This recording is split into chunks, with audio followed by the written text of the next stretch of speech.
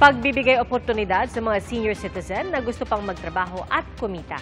Yan po ang pakay ng isang panukalang batas na inaprubahan sa Kamara.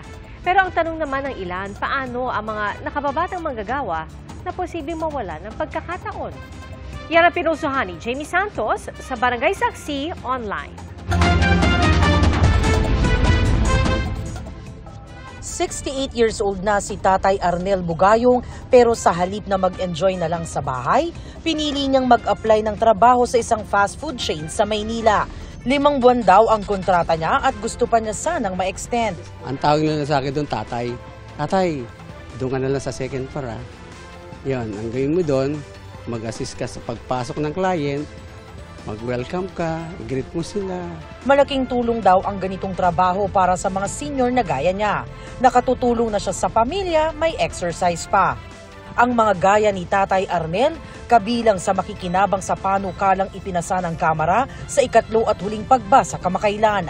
Sa ilalim ng House Bill 10985, lahat ng ahensya ng gobyerno, maging mga pribadong kumpanya, dapat bigyang access sa employment opportunities ang mga senior citizen na kwalipikado at interesado sa trabaho. Kabilang sa pwedeng trabaho ng mga senior, ang clerical, secretarial, consultancy o janitorial services. Gayon din ang pagtuturo, event organizing, kitchen help, sales assistants, business process outsourcing o BPO, volunteer works at iba pa. May dagdag tax deductions din ang mga pribadong kumpanya na may senior na empleyado. Ang ilang kapuso natin online, pabor sa panukala. Sabi ng isa, dapat bigyan ng chance na kumita ang mga senior, lalo na ang mga di nakapagtapos. Sabi naman ng isa pa, mas mainam na kumuha ng taong may mahabang experience kaysa wala. Kasi marami pong senior ngayon na malakas pa at kaya pang magtrabaho. Pero meron ding tutol na magtrabaho ang mga senior. Pero senior na po yan, ma'am, eh. Mas maganda manatili na sa bahay na lang muna. Pahinga na lang. Sabi naman ng isang netizen, kung ang mga nakababata walang mapasukan, paano na ang mga senior? Para kay Sergio Ortiz Luis, presidente ng Employers Confederation of the Philippines, maganda raw ang panukalang batas, lalo na ang pagbibigay insentibo sa mga kumpanyang mag-hire ng mga senior citizen. Pero sa pagbibigay ng trabaho sa mga senior, may iba namang mga fresh grad at iba pang naghahanap ng trabaho na mawawala ng pagkakataon. Tumaas ang life expectancy ng mga tao, yung dati nating sinasabi retirable, napakalalakas pa. That's one fact. The other fact is, there is shortage of work in the country. So, a job that you give to a senior citizen, you take away from somebody else. Pensyonado na rin ang maraming senior o di kaya suportado ng mga anak. Unlike yung mga fresh graduates o yung mga iba na ala pa, kung hindi compulsory at bibigyan mo ng pagkakataon, bibigyan mo ng insentibo, okay yun. Si Aling Susan, miyembro ng Senior Citizens Club, may sarili siyang negosyo. Hindi ka maghintay na bibigyan ka lang ng anak, na kailangan mo pa, na kahit yung panggamot, hingin mo pa. Kaya kahit pinapatigil na siya ng kanyang mga anak sa kanyang negosyo, tuloy ang trabaho. Tayo mga Pilipino masisipag, di ba? Kaya hanapin natin trabaho hanggang kaya natin, hanggang kaya pa ng katawan natin, magtatrabaho tayo. Para sa GMA Integrated News, Jamie Santos ang inyong saksi. Mas paigtingin pa raw ng gobyerno ang paghahanda laban sa mga kalamidad na epekto ng climate change. Pangako po yan ni Pangulong Bongbong Marcos nang mamahagi siya ng ayuda sa mga nasalanta ng bagyo. Sa Pangasinan, kanina po yan. Namahagi rin siya ng ayuda sa iba pang mga lugar na lubhang nasalanta ng mga nagdaang bagyo. May tulong din para sa mahigit 20 LGU sa Cagayan. Ang mahigit 1,000 magsasaka at mangingisda sa Isabela nakatanggap ng tig 10,000 pisong ayuda. Ipinamahagi rin doon ang certificates of land ownership awards sa mga agrarian reform beneficiary. Pumunta rin ang Pangulo sa Nueva Vizcaya para magabot ng tulong sa mga nasalanta. Tig 50 milyong piso ang tulong sa Nueva Vizcaya, Quirino at Isabela. Inalis sa bersyon ng Senado ng 2025 budget ng DSWD ang pondo para sa Ayuda para sa Kapos ang Kita Program o AKAP na tulong para sa mga minimum wage earner. Pwede raw kasing pag-isahin na lang ito at ang isa pang programa ng DSWD. Ang tugon dyan ng House Speaker sa pagsaksi ni Sandra Ginaldo. May namumuong girian sa pagitan ng Senado at Kamara kaugnay sa pondo para sa ayuda para sa kapos ang Kita Program o AKAP. Kasunod ito ng anunsyo ni Senador Amy Marcos, sponsor ng budget ng DSWD, na inalis na ang AKAP sa Senate version. Nakakalito po at sa totoo lang, ang version ng Senado, tinanggal ko na po yan. Are you saying there's no AKAP in the Senate version? Yes, I deleted it entirely. How much did you delete, Mr. President, Madam Chair?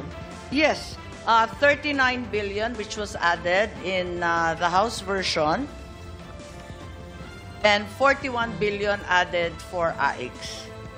Pwede raw pag-isahin na lang ang AKAP at ang mas naunang AIX o Assistance to Individuals in Crisis Situation. While we recognize the necessity of immediate relief by direct financial assistance, it's imperative that we focus also on social protection initiatives, foster long-term development and self-reliance rather than creating a new ayuda nation. Ayaw natin nun, ano? Taong 2024 nang unang ipatupad ang AKAP na layong protektahan ang mga minimum wage earner sa epekto ng inflation sa bilihin. Ayon sa isa sa mga nagsulong nito na si House Speaker Martin Romualdez, nagbibigay ang AKAP ng 3,000 hanggang 5,000 pisong ayuda sa mga qualified beneficiaries. Pero kontrobersyal ang AKAP na binabatikos ng ilang senador dahil wala noon sa proposed 2024 budget ng DSWD at wala rin sa ipinasang bersyon ng budget sa Kamara at Senado. Bigla na lang daw itong sumulpot sa bersyon ng Bicameral Conference Committee noon. Sa 2025 budget, triple ang inilaang pondo para dito mula sa 13 billion pesos noong 2024, nasa 39.8 billion pesos ito para sa 2025. Katwiran ng Kamara, kailangan ng AKAP bilang ayuda sa mga minimum wage earners na kumikita ng 21,000 pesos or less kada buwan. Pero ang puna ng mga senador, hindi ito napupunta sa pinakamahihirap na Pilipino. We don't have problems with the program in itself, pero we wanted to make sure na it's clearer this time, no? Hindi na nababatikos like sinasabi nila, this is for middle class individuals. Parang hindi siya nakatutok doon sa mga poorest of the poor sector of our society. Dumepensa naman si Speaker Romualdez. Marami raw ang nangangailangan ng pondong ito at handa itong ipaglaban ng Kamara. Medyo nangamba ako kasi yung may ibang mga kaibigan natin sa Senado, gusto daw i-scrap, itanggal yung AKAP. Payag ba kayo? Kayo, tatanggalin ba natin yung AKAP? O, ano sabihin natin sa mga senador? Tatanggalin ba natin? Inutusan na ni Romualdez ang House Appropriations Committee na sikaping maibalik ang AKAP kapag tinalakay na ang national budget sa Bicameral Conference Committee. Sa Senado, ay hindi yata nakakaintindi yata kasi hindi yata sila bumababa masyado. Nakikita po natin ay ito po ang itong gusto ng mga kababayan po natin, itong napko ng programa galing sa DSWD. Kaya sasabihin ko na sa ating mga kaibigan sa Senado, umikot na lang muna kayo at tanong mo muna sa taong bayan kung anong gusto nila. At nakikita ko po sa lahat ng pinupuntahan natin, gusto-gusto at napakapopulار itong programa. Para sa GMA Integrated News, Sandra Aguinaldo, ang inyong saksi. Mga kapuso, 33 araw na lang, Pasko na. At sa mga naghahanap ng mapupuntahan ngayong weekend, pwede po sa Christmas Bazaar sa Valenzuela. Marami pong pagpipilian pagdating sa pagkain at sa kalapit na People's Park naman, nagpapaningning ang Tree of Hope. At saksi live, si Jamie Santos. Jamie, Paskong-Pasko na ba? Pia, it is the season to be jolly and merry, kaya tara nang damhin ang diwa ng Pasko dito sa Valenzuela City sa kanilang Food and Christmas Bazaar. Tiyak makakahanap ka na ng perfect na gift para sa iyong pamilya at mga kaibigan. Samot-sari kasi ang makikitang paninda rito. May mga tindang laruan para sa mga bata at ang importante, pasok sa budget. Merong hanggang 3 for 100. Yan po ang ating pinaka-best seller. Yan. So ano po, very affordable po yung Yes. Mga po malalaki na rin po yung item natin at a very low price. Para tiyak naman na ma-appreciate at alam ng iyong reregaluhan na para sa kanila talaga ang gift, made it personal. May customized bags and kikay kits. Pwedeng pang gift, pang sa'yo lang, ganun. Bakit mo magandang magbigay ng personalized? Kasi ano siya, parang tanggap mo sa'yo. May mga damit din na perfect pang OOTD ngayong Christmas. Ilan nga sa inabutan namin naghahanap na ng pangregalo sa Pasko. Ang hinahanap po namin, ang alkansya po. Kasi student po kasi important po makapag-ipon. Kung masarap na pagkain ang hanap, lahat ng paboritong street food at lokal na potahe matitikman din dito. Sa inyong pag-iikot sa Valenzuela City, huwag ding palagpasin ang pagdaan sa kanilang Tree of Hope na nagbibigay ng saya at liwanag sa Valenzuela People's Park ngayong Christmas season. Kaya naman paborito itong puntahan ngayon ng pamilya at magkakaibigan. Panay din ang kanilang pictures na nagagandahan at makukulay na pailaw. Tiyak ang fun dito for all ages dahil puno ng kasiyahan at saya ang lugar na perfect para sa buong pamilya ngayong Christmas season. At live mula rito sa Valenzuela para sa GMA Integrated News, ako si Jamie Santos, ang inyong saksi. Isa po sa mga layunin ng Noel Bazaar ang tulungan ng mga small and medium-sized enterprises o SMEs. Kaya po sa mga balak mag-Christmas shopping this weekend, pwede po kayong pumunta sa World Trade Center sa Pasay City. May panregalo ka na, nakatulong ka pa. Saksi, si Katrina Son.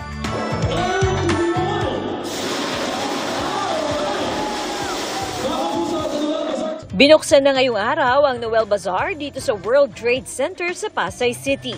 Sa pangunguna ni Ricky Escudero Katibog, Executive Vice President and COO ng GMA Kapuso Foundation, Mayos Gozon Bautista, President and CEO ng Cut Unlimited Incorporated, at GMA Kapuso Ambassadors na sina Kailin Alcantara at Kylie Padilla. Isang programa ang ginanap na hudyat ng pagbubukas ng Noel Bazaar. Sa ika-24 na taon ng naturang bazaar, layunin nito na mas marami pang matulungang nangangailangan kasama ang SMEs. Dahil ang Noel Bazaar primarily, it's a benefit event for worthy foundations or NGOs like GMA Kapuso Foundation, Inquire Foundation, at marami pang iba. Secondly, we are also supporting the local micro, small, medium entrepreneurs so that they have a platform to sell their products. Iba rin daw ito sa mga nakaraang taon dahil marami ring pwedeng mabili o magawa rito. We have a lot more shows that we have hosted or presented for everyone, for the market. Not just for titos and titas, but also children and of course my generation as well, Gen Z. Isa naman sa pinipilahan ng Celebrity Ukay-Ukay ng GMA Kapuso Foundation. Ang lahat ng mapagbebentahan mula sa Celebrity Ukay-Ukay ay mapupunta sa mga nangangailangan na tinutulungan ng GMA Kapuso Foundation. Dito sa Noel Bazaar, nakashopping ka na, nakabigay ka pa sa charity sa GMA Kapuso Foundation. Ang daming nasalanta nitong nakaraang linggo. So, it's really nice to be a part of the help na mapupunta sa kanila. Itong mga yung ukay-ukay namin ditong mga celebrities, 100% talaga sa Kapuso Foundation. At para naman sa mga nag-early Christmas shopping, maraming mapagpipilian rito mula pagkain, damit at maging African crafts. Bukas naman ito Lunes hanggang Huwebes mula 11 a.m. hanggang 9 p.m. at mula naman 10 a.m. hanggang 9 p.m. mula Biyernes hanggang Linggo. Magtatagal ang Noel Bazaar dito sa World Trade Center hanggang December 1, 2024. Para sa GMA Integrated News, Katrina Son, ang inyong saksi. Mula sa iba't ibang panig ng bansa, nagsama-sama ang mga student leader at kanilang mentors para sa Future Changemakers Summit Philippines 2024 na ginanap sa Makati City. Layo nitong turuan silang bumuo at magpatupad ng mga proyektong makatutulong sa kanilang mga komunidad na popondohan ng Kennedy Lugar Youth Exchange and Study Program. To give them ideas how to implement their projects. And in the long run, to make it sustainable. Hopefully, in the next couple of years, forward, we hope that it will generate more interest, not only in certain alumni, but all over the country. At dahil mahalaga ang pagsasama-sama at pagkakaunawaan sa pagpapatupad ng isang proyekto, tinalakay ni GMA Network Senior Vice President and Head for Integrated News, Regional TV and Synergy Oliver Victor B. Amoroso ang mga pamamaraan ng network para maging inclusive pagdating sa storytelling sa panahon ng digital technology at ang kahalagahan nito. Kami po sa GMA Integrated News, inclusivity is not just a buzzword, no? It is a core value that influences our day-to-day operations. We strive to recognize and represent the diverse tapestry of voices, experiences, and perspectives within our communities. Inclusive storytelling allows our news teams to reach wider audiences. Mas malawak po. By embracing a variety of perspectives, we foster trust and enrich public discourse. Game changers in this digital age, where information can spread at unprecedented speeds, credible and inclusive journalism becomes even more vital. Ayon kay Amoroso, mahalaga ang pagbibigay boses sa local news. It is imperative that stories from communities like mine, like yours, are told. Our regional arm, GMA Regional TV, plays an instrumental role in this mission. Our news teams hail from the very localities they report on. These regional narratives are not confined to local broadcast. They are integrated into our national platforms. Binanggit din ni Amoroso ang panata kontra fake news na isinusulong ng Kapuso Network, kasama ang mga industry leaders, media organizations, tech giants at educational institutions na labanan ng lumalalang problema ng fake news at mapaninlang na impormasyon. Together, let us cultivate a culture of inclusivity in storytelling, one that ensures every individual is seen, heard, and valued. Let this moment spark meaningful conversations that we should pave the way for a future where journalism shines as a beacon of hope, understanding, and unity. Ideas without action are useless. Desire to change is useless if you don't take action. Only actions lead to results. I've learned a lot from this event, how we can engage the youth in terms of some grassroots problem. And with this learnings, I wanted to foster it more to giving back to my community. Para sa GMA Integrated News, Von Aquino ang inyong saksi. Mga kapuso, maging una sa saksi. Mag-subscribe sa GMA Integrated News sa YouTube para sa iba't ibang balita.